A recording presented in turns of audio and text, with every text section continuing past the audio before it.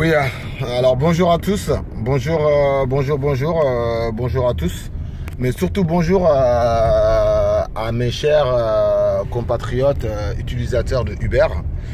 Alors, je vous parle en tant que chauffeur Uber, qui a une petite expérience, on peut dire, sur l'activité et tout ce qui l'incombe.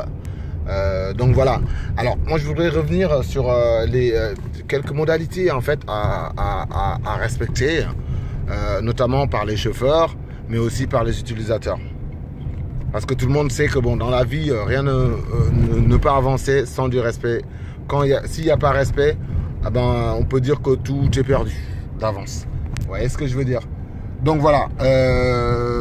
Je fais cette petite vidéo en fait parce que il y a quelques anecdotes qui nous arrivent et les gens, je crois que c'est pas question de manque de compréhension parce que ça ne peut pas être un manque de respect, je ne peux pas le qualifier en manque de respect parce que voilà, un service rendu, même si elle est payée, c'est quand même un service rendu et donc a le mérite d'être reconnu, juste qu'on lui donne sa propre valeur en fait. Et donc la question sur laquelle je voudrais venir, c'est que les passagers, je peux dire que beaucoup d'entre eux ne savent pas que eux aussi sont notés en fait. Alors c'est pour dire que voilà, le chauffeur quand il a fait sa course à la fin, bon bah lui il est noté systématiquement ou pas par le passager ou la passagère. Mais par contre, le chauffeur, il est obligé, enfin, il doit obligatoirement noter sa cliente. Donc, juste un petit conseil à tous les utilisateurs de Uber. Respectez vos chauffeurs. Donnez-leur, montrez-leur que vous avez envie d'être avec eux. Enfin, montrez-leur que vous avez envie de partager la course en tant que telle. Et puis voilà, il n'y a pas 50 000 trucs à faire. Mais juste, tu vois, se dire que bon, bah voilà, les gars, ils sont là, ils travaillent. Et donc, voilà quoi. Parce qu'il y a des choses aussi que beaucoup de gens ils ne comprennent pas. C'est que quand on est mal noté chez Uber, le chauffeur, il a une pénalité. Enfin, ou bien il peut avoir des pénalités. Mais quand on est mal noté en tant que passager aussi ou passager, bah, on est mal noté. Et du coup, qu'est-ce que ça amène? Un autre jour, enfin, des fois, il y a des gens, ils se mettent en train de commander un Uber.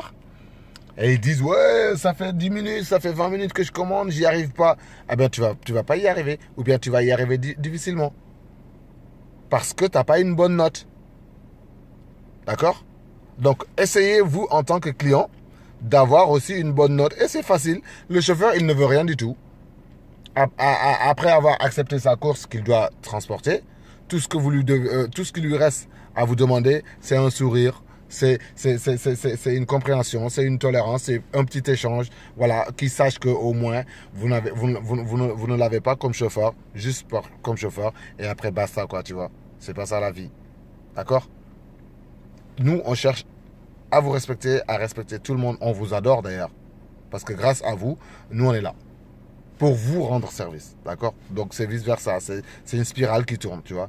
Vous nous rendez service, on vous rend service. Donc, mettons-y un peu de respect. Et je crois que ça va tourner au positif pour tout le monde. Voilà. Donc, c'est le petit message que j'avais à lancer aux utilisateurs de Uber.